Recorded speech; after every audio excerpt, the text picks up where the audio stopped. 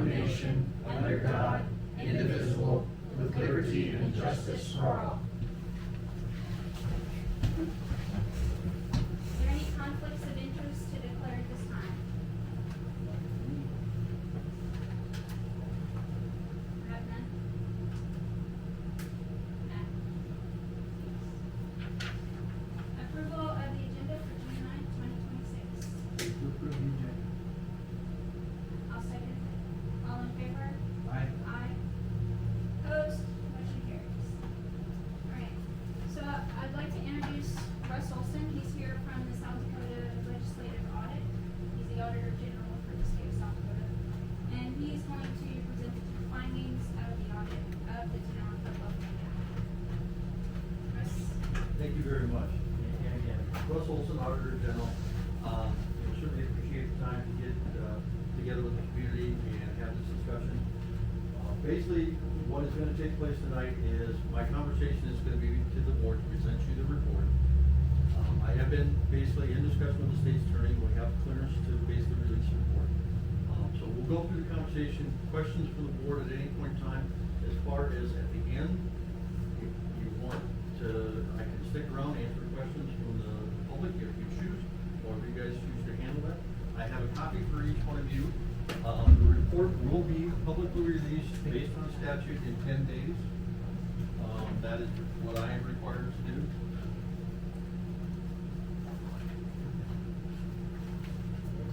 And public copy? Just for your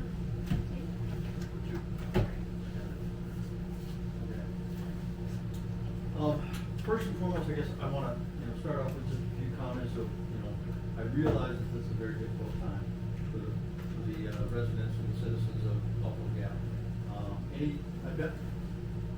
I wish I didn't have to go through this as many times as I have in my career, but I've done a lot.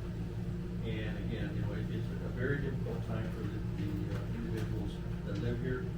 I do want to state, no organization is immune from the deception that took place here. It happens quite often from that standpoint.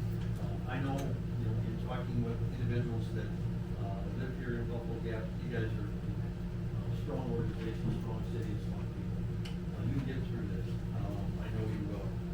One of the most difficult things from these type of situations is it's a costly situation. The city loses money on it. Worse than that is they lose trust. Trust is something that is the most difficult thing to get back. And that is what this board is intending to do, is get the trust back to this community. It's part of what this process has to go through. Again, another thing that comes up a lot of times when I deal with these situations is blame. And again, there's always blame to pass around, but let's make sure that we always remember the person that created the deception is the one that created this problem. So, again, everybody else is trying to do the best that they can. They were always trying to do the best they could. Sometimes just didn't quite catch things when they should have. Again, tonight my intent is to go through the report as best I can. I'll answer questions at the end. Kind of just basically the reports are fairly straightforward and simple because everything I do is based on the evidence we found. We do a lot of interviews, we talk to a lot of people, we look at a lot of documents, and go through a lot of things, but it all comes down to what is the evidence pointing to, and what can we basically prove. That's really what this is talking about. So, I start off the report with basically a transmittal letter, and it just basically talks about the agreement, that pursuant to an agreement with the governing board of the municipality of Buffalo Gap, we perform procedures for the purpose of determining a potential amount of inappropriate expenses incurred and potential misappropriation from the municipality of Buffalo Gap during the time period of January 1st, 2016 through January 27th of 2024, where possible. Again, this one thing that is a misconception a little bit is everybody says, well, this is an audit. Well, no, this is a special review. There is a difference. From an audit standpoint, I'm issuing an opinion on your financial statement. What we came to the agreement here is we're going to go in and look specifically at certain transactions to find out if there was something. So it's a very focused review. It is the best thing when it gets into these situations. You don't waste a whole lot of time looking at everything else. You find out where the risk is at, where the potential potential of that, and you hold everybody. And that's what we basically do for, when we get into these special reports. The report has basically an executive summary that's followed by our findings. Again, the report is intended solely for the use of management and law enforcement and the judicial system, but it is not restricted, it is a public document at that point. The report starts off with a background of credit creation. That's kind of where, what got us into this situation. Why did we come here? Why did we do what we do? I received phone calls, complaints, and various information from concerned citizens of the city of Buffalo Gap. And they basically had called me and basically expressed their concerns. And so I started analyzing the information from everywhere I could. And basically saw some things that just didn't quite pass muster to me. And like I said, I've been doing this for 42 years.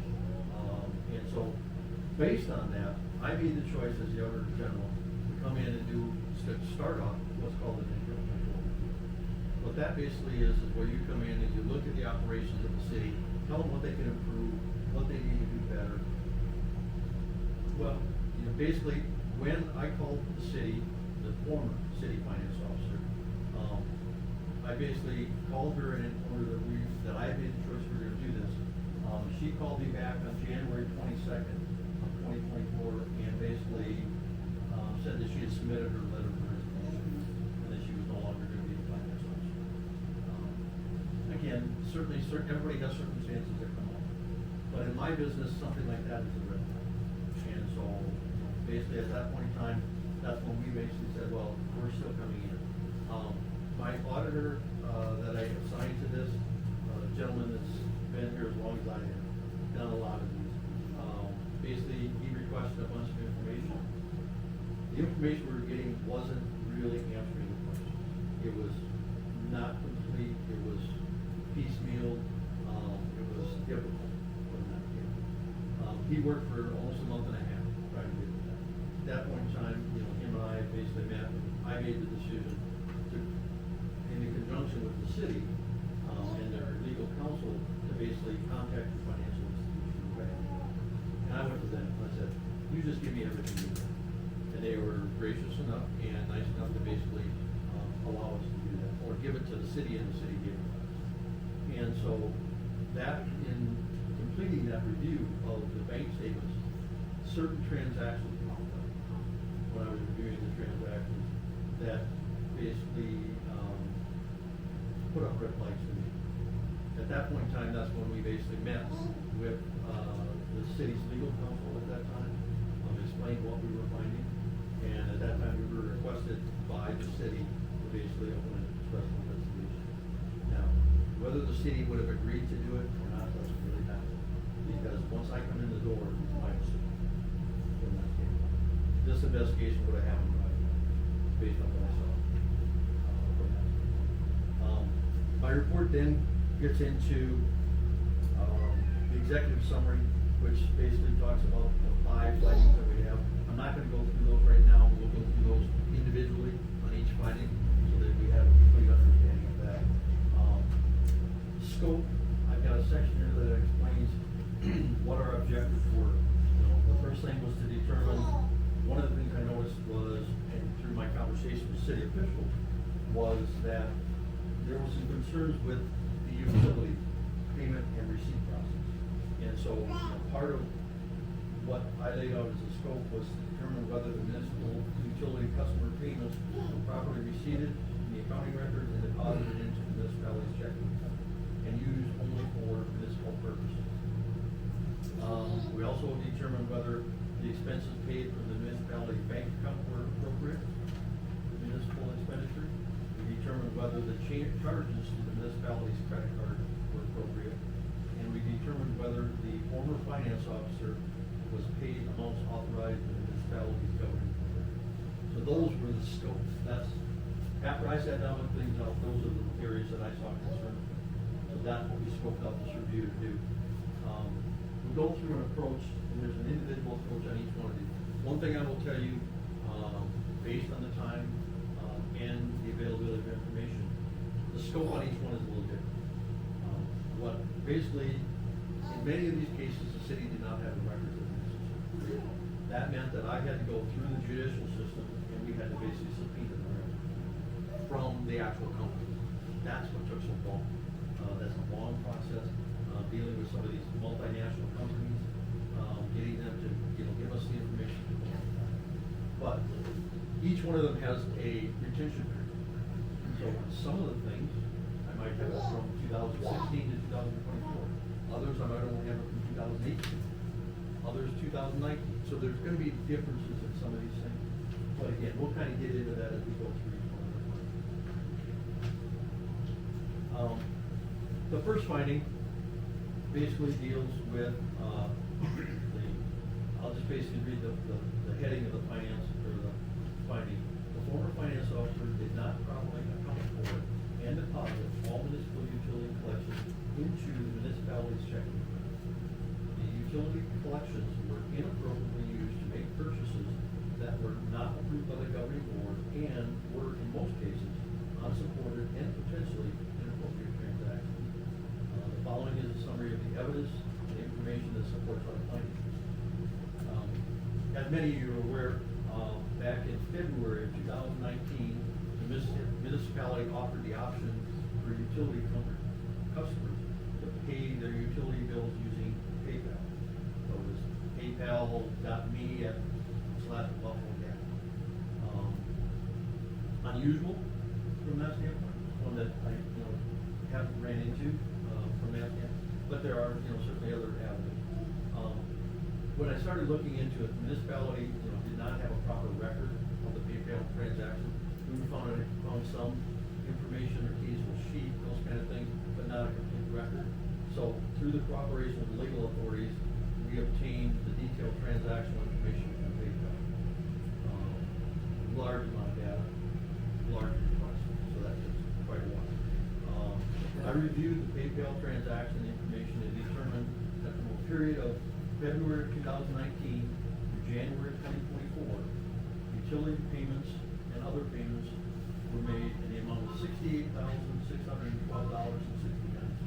That's how much you, Buffalo Gap, citizens paid using this over that time period. However, during this time period, only $10,676.69 of the utility collections were deposited in the municipality's check. I'll get into what takes place after that, but, that was the intent, is pay it in PayPal, it should come to your municipality's checking account, and they go through the procedures. I reviewed all the transaction information from December of 2019, I reviewed the information in December of 19, February of 2020, and March of 2020. And I noticed that the former finance officer had transferred a total of $3,900 to a bank account at the Black Hills Federal Credit Union. This account is not, based on what I was told, was not in this municipality's bank. That was one issue we had. The next item is from February of 9th of 2019 to January 27th of 2024, I noted 1,011 transactions totaling $54,036 net of credits charged to the municipality's PayPal account, which were unsupported and potentially inappropriate transactions. So PayPal is just like, a PayPal account is just like a credit card or a debit card. You can basically go out and buy things or just charge it against you. So in this case, there were purchases that were made that were charged against the PayPal account. And that was basically, like I say, 1,011 transactions. I reviewed the minutes. We basically went through a process of going to paper through all the records that were in these buildings, another building, and we basically obtained all the minutes.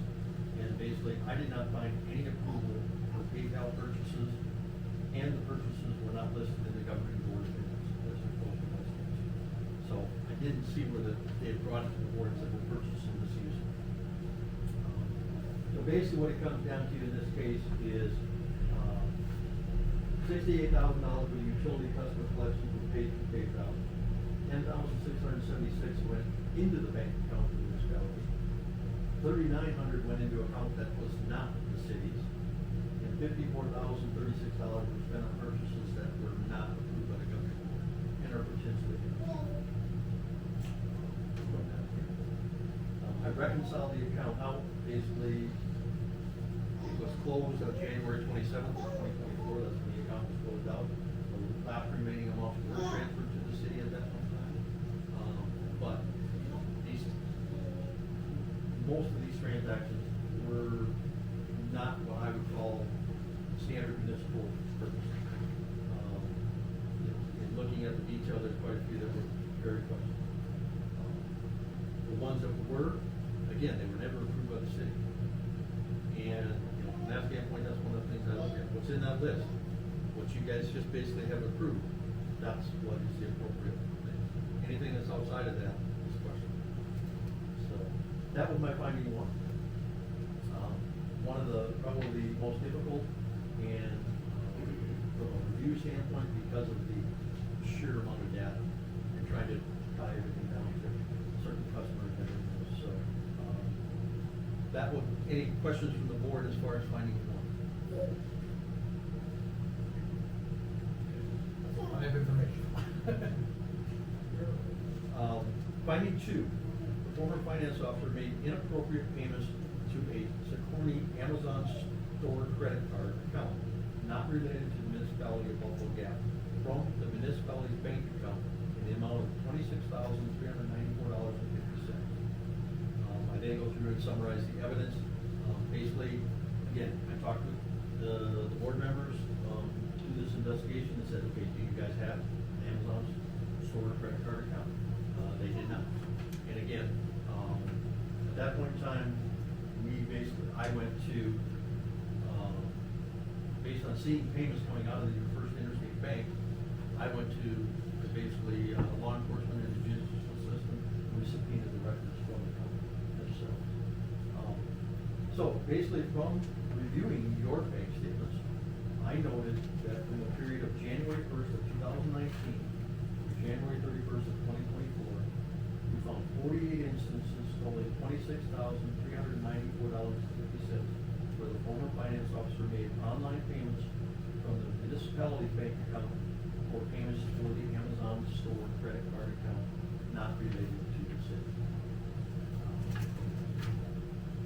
Again, part of the whole premise, I go through when I do these type of reviews, is I look at the transaction.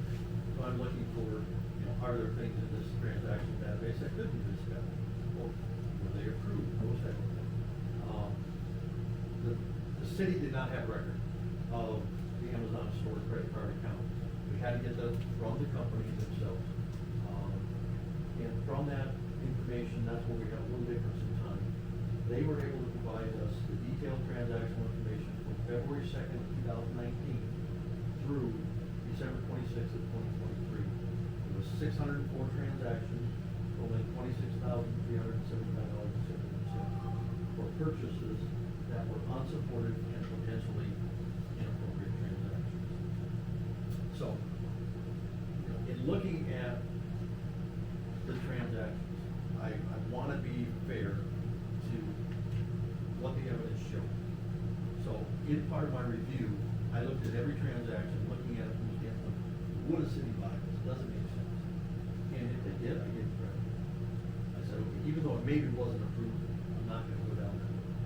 So, of the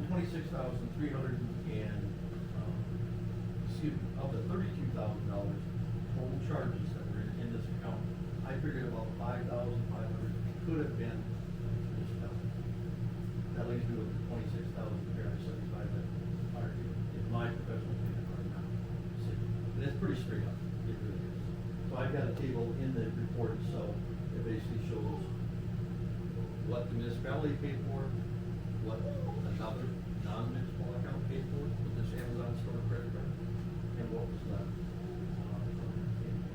So again, it kind of gets down to, I'm looking at it for the $26,000 as the amount that was inappropriate, that was paid for by the city of Buffalo Gap, $26,394.50. Any questions dealing with that? Well, I should say too, did not see any approval from the city standpoint specifically addressing to this.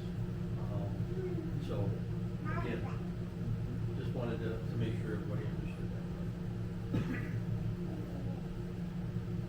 Okay. Finding 3, similar, but a little different.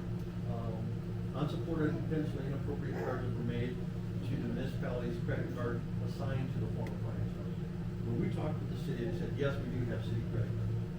And we basically, again, found some records, was not able to find a complete set.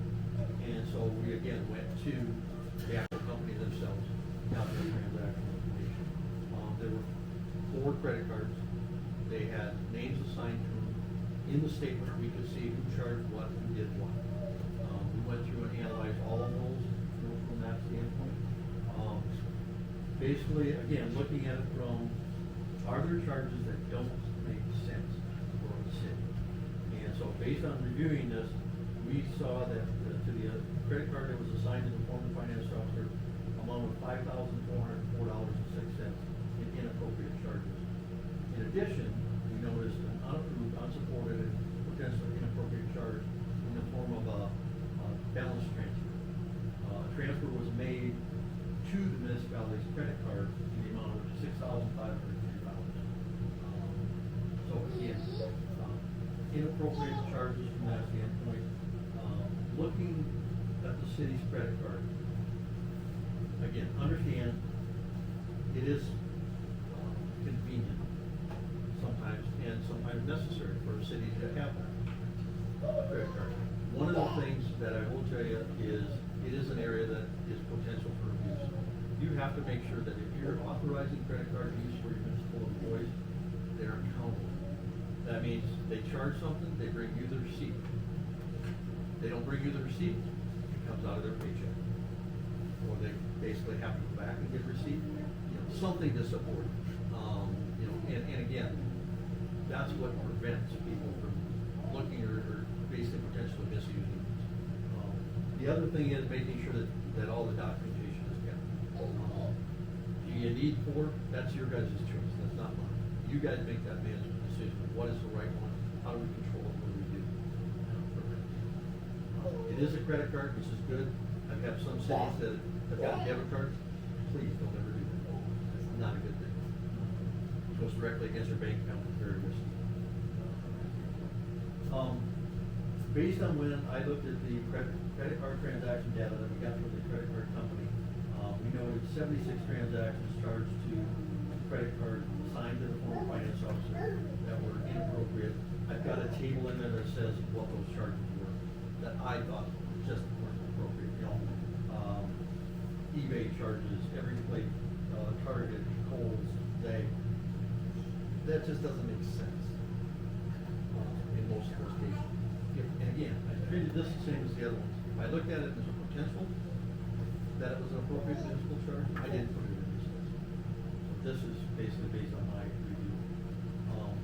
As it deals with the balance transfer, there was basically, we saw a balance coming in of $6,200 due to the retention records of the credit card company. We were unable to ascertain what credit card or what company $6,200 charge came against. We don't know that. There wasn't a document. Normally, I'm sure if you guys have credit cards, you've got from your credit card company a little check, here, do a balance transfer, those kind of things. Don't know if it was one of those because the records were too old to find that. I have dealt with a few investigations where that is what caused an issue on that scale. I looked into the minutes, I never saw an approval for a balance transfer. And again, I have to base everything on what your records say. If it's not in the minutes, it didn't happen. So, that basically is what deals with that part of it. There was also a $310 transaction fee for that transfer. That's where I got to that $6,510.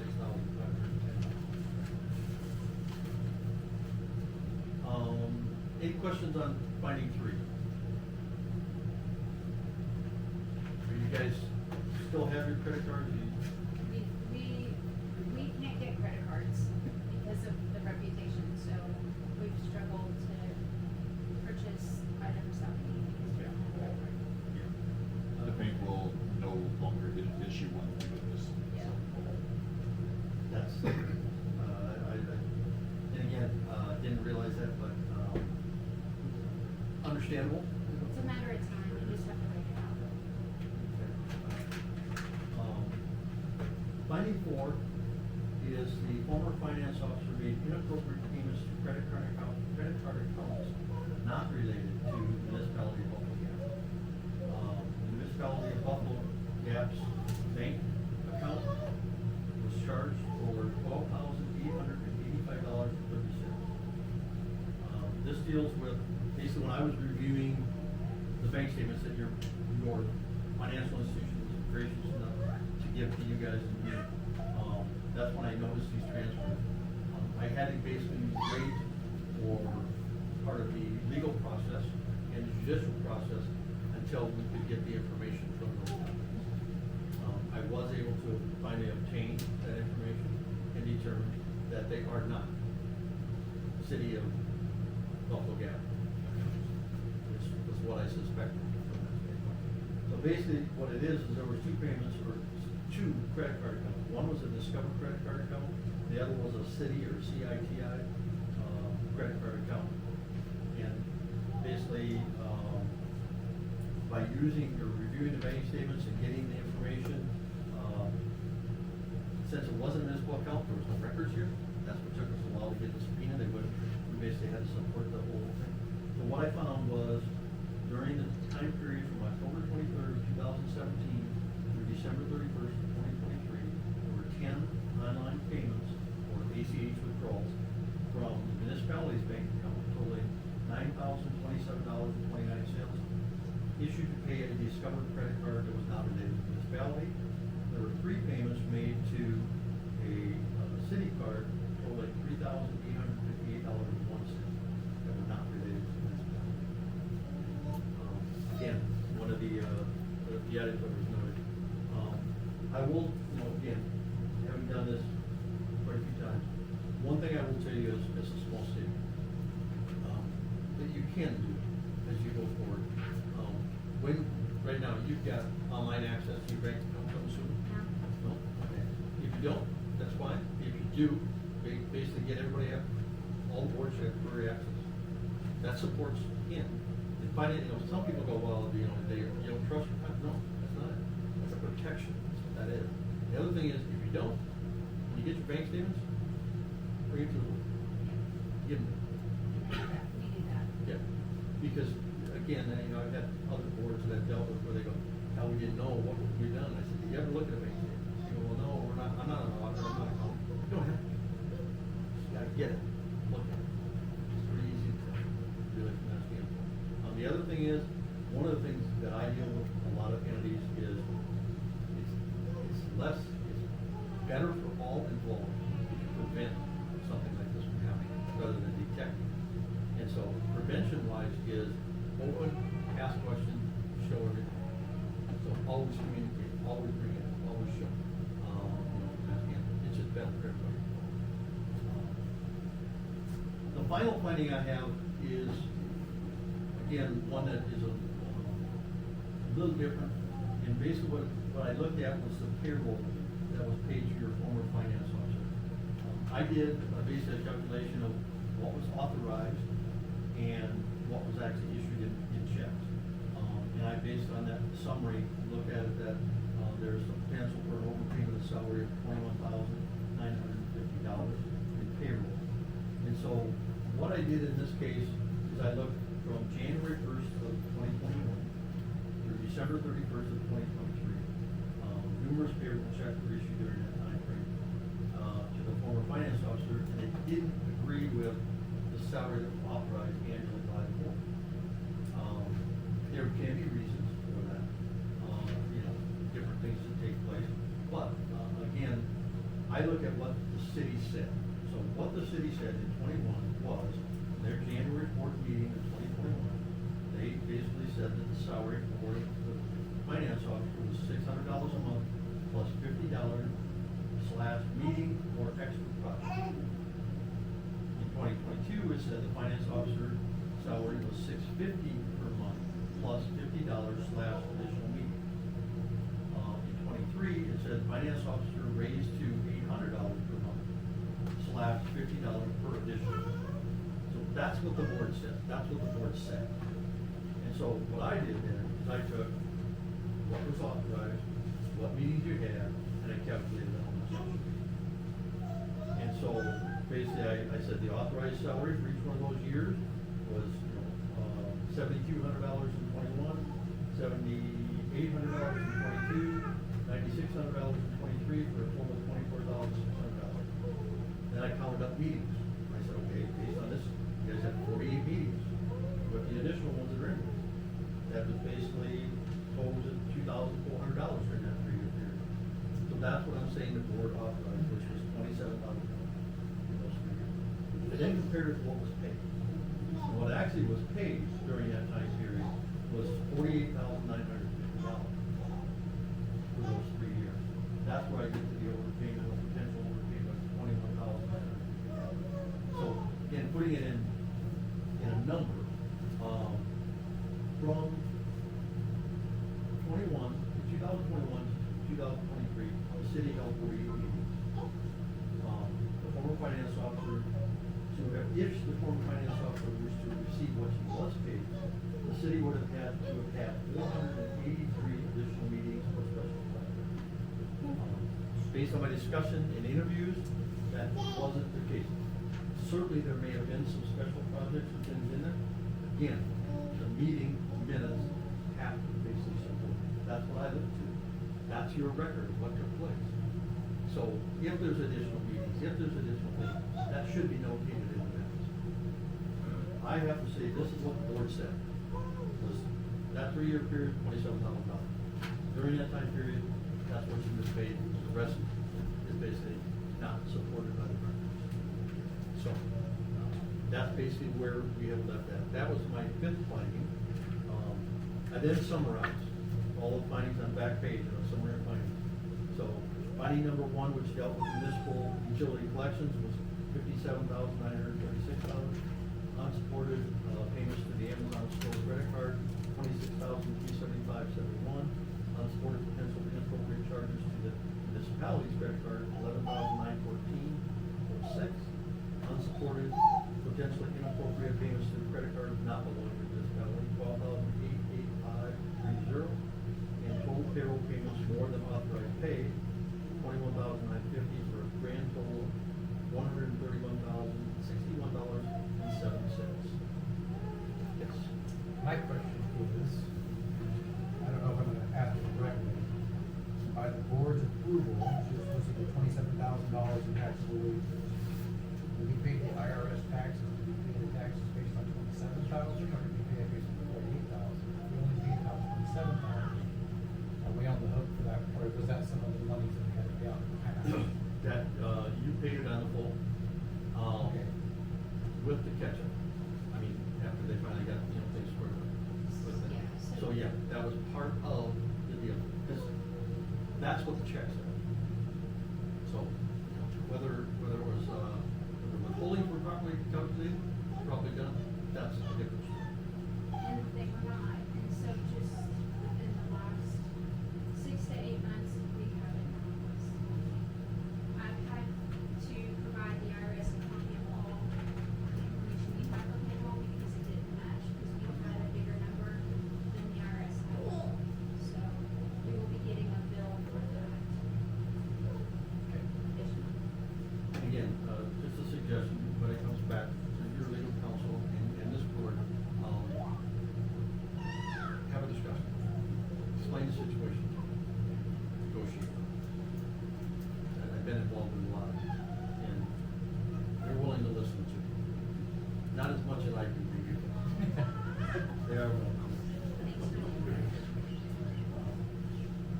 So, again, recommendation wise on this entire report is we recommend the Valley of Buffalo Gap consult with legal counsel and consider options for the recovery of the amounts identified in this report and the cost of our special issues.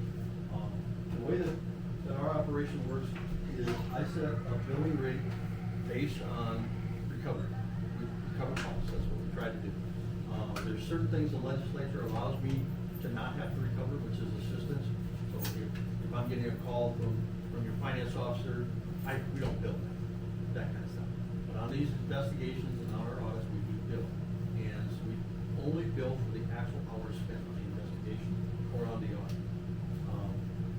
The bill, in this case, is, going to be $25,231.70.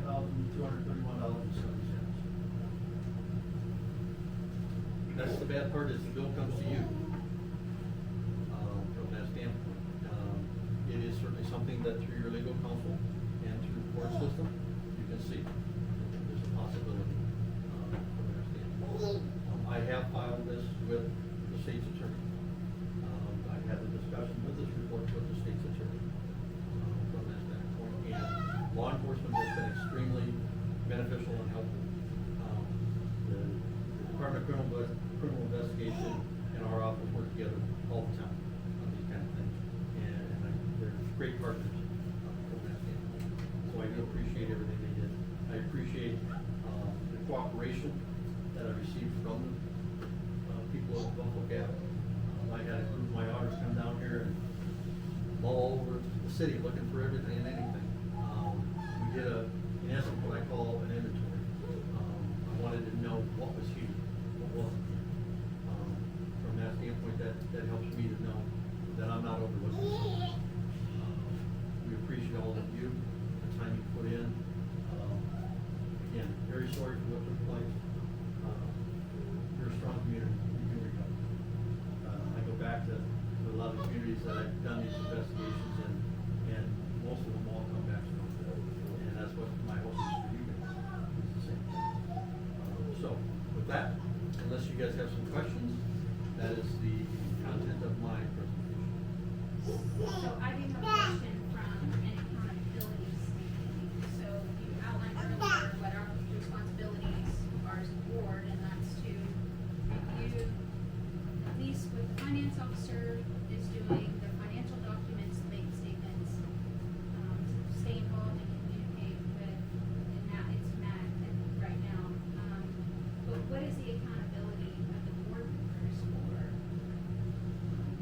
What's, I guess what I'm asking is how are we held accountable in cases like this?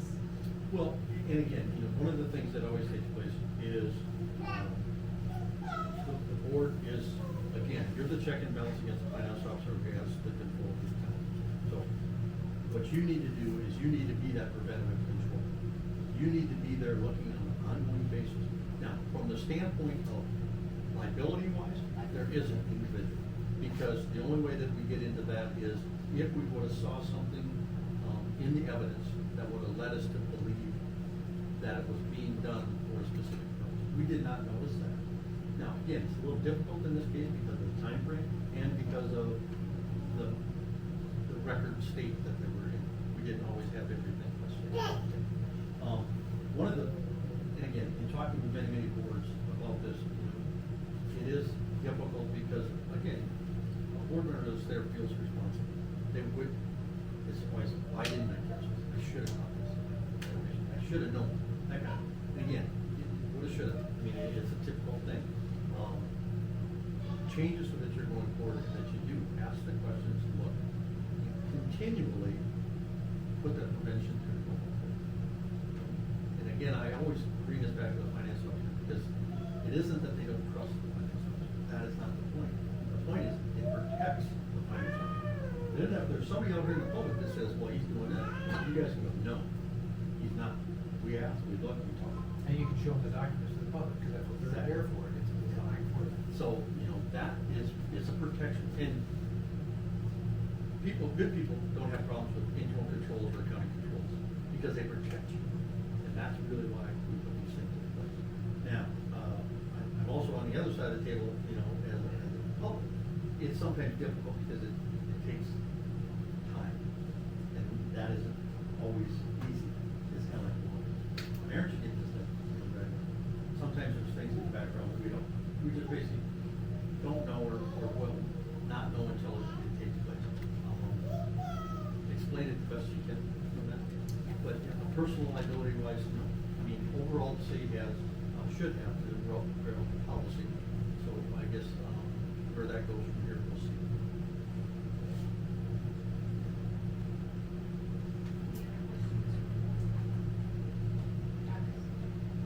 Hold on, I'm writing a note to myself, just a second.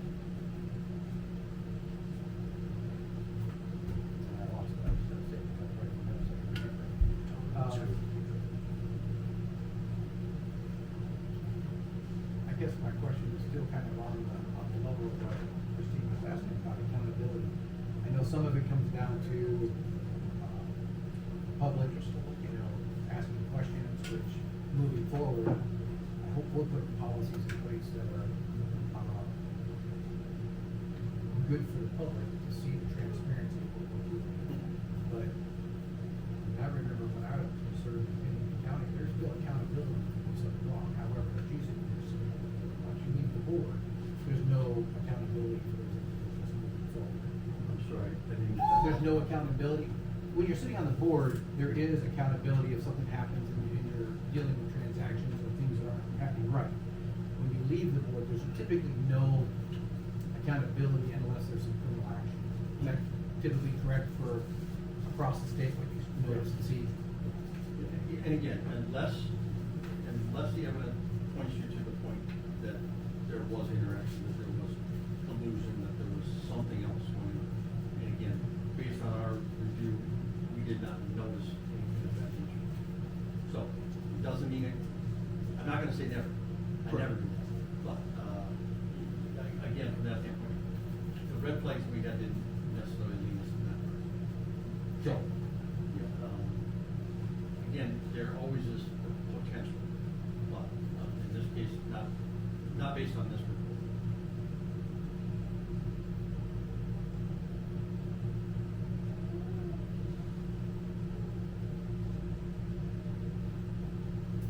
Process going forward, the report is filed, or will be filed with the state's attorney, and the process then takes over, they will take it over. State's attorney, judicial system will take over the process. I will basically complete out this report, I will send you guys, a bill from that standpoint. You can deal with your legal counsel and basically see what you guys can, put together. Again, it's not a major issue. We will be as flexible as we can in dealing with you going forward. We don't want to create any more harm or hurt to the city at this point in time. Other than that, that's pretty much all I have, unless there's any other questions. So, are you ready for questions from the public? I certainly can. Is there any questions from the public? You won't have to come up to the podium, but if you could just kind of identify yourself and then, Well, state the question. I should say this, there are still things, certain things, that I cannot discuss because of the legal process. So, there may be there's certain questions that you're asking with something really specific, I may have to say I can't answer it. Just so you. Can't send a bill to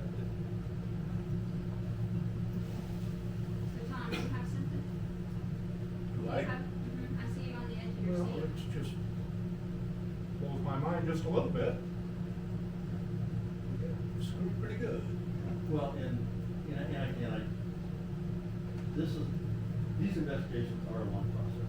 And I know it's been difficult on your board, it's been difficult on the citizens, because everybody wants an answer. And I had board members that I had discussions with, and I told them, I said, I understand it's difficult for you, but it's in the best interest of this valley of Buffalo Gap that we don't say anything right now. I didn't wanna impede any of the investigation. And so, them not being able to answer questions, that's on me. That's what I basically, if questions came, I wanna come to me, because I should be the one that says, no, I can't answer. So, again, understand it's a difficult time for everyone. Thanks for the work, and looks like you got to the bottom of it. Or as close to the bottom of this. Only you article could get. I read in the paper, it said somewhere between 100,000 and 500,000. A little off on the top. Well, that's a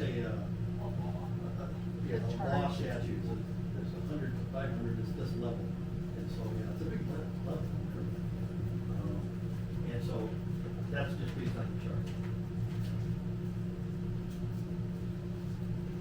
Is only the finance officer involved then, or?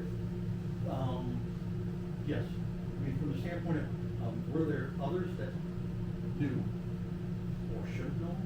Critical? There's always a possibility. for that. He had a credit card at the time. I mean, there's always a possibility, you know, from the standpoint, I looked at, transactional data, who instituted it, where did it come from? And that's really what, you know, led the investigation.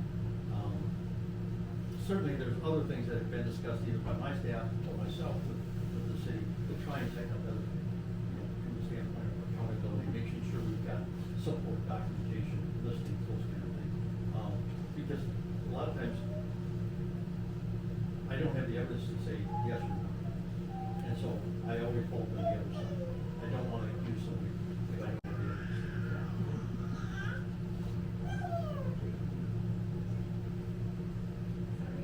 Got lots of questions. Nobody can answer. Except Yeah.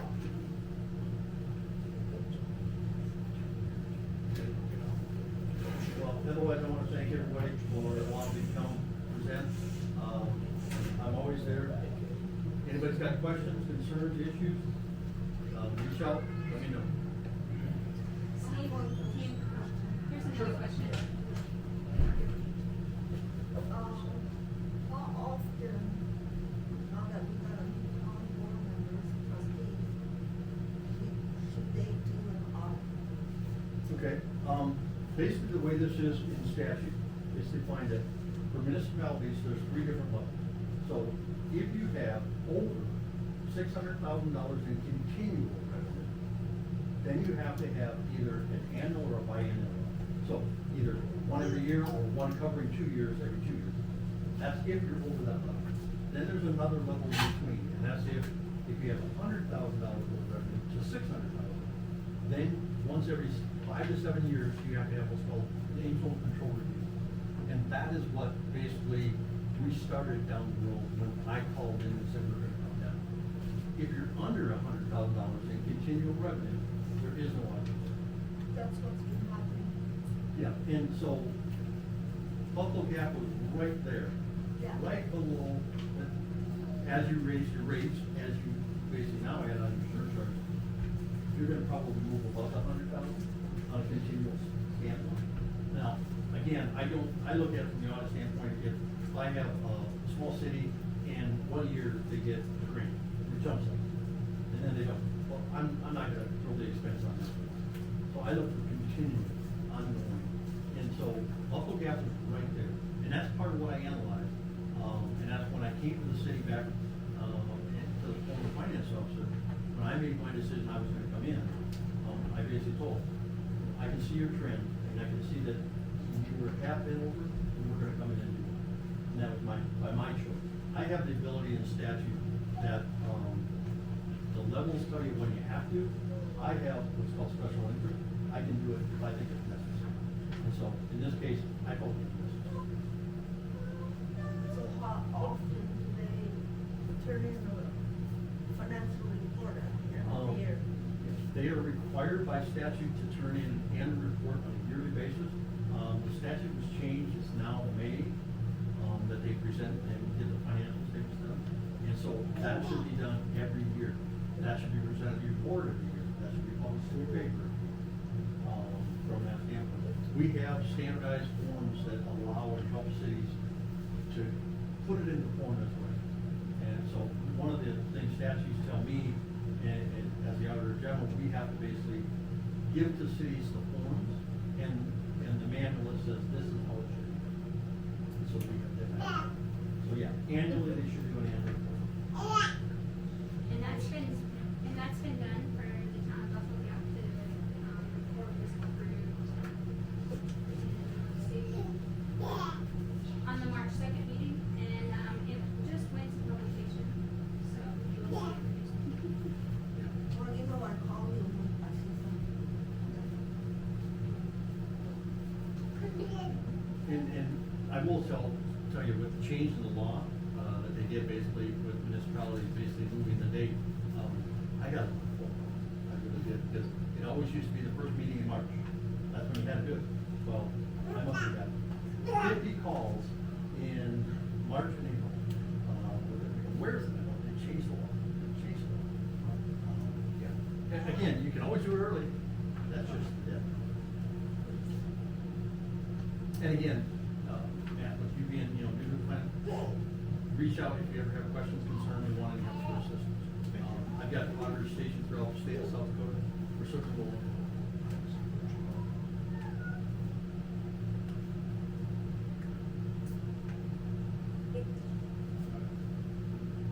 Anything else? All right. Okay, next town hall meeting will be July 2nd, 2026, 6 p.m. here at the Bank Building. Chair entertains a motion to adjourn the meeting. Move to adjourn. All in favor? Aye.